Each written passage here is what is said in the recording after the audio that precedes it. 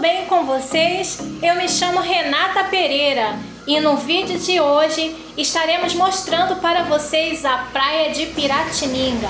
Fique com essa calmaria e relaxe com esse vídeo apaixonante.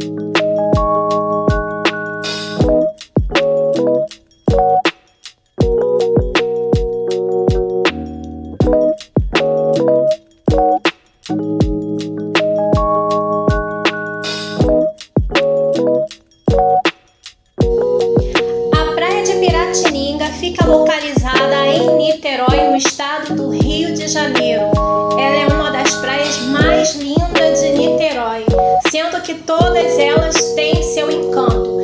Estacionamento pago, com um valor bem em conta, tem uma feirinha aos domingos e a rua fica fechada em algumas partes para poder usar como área de lazer. Espero que vocês possam vir visitar essa praia ou conhecê-la, porque ela é maravilhosa.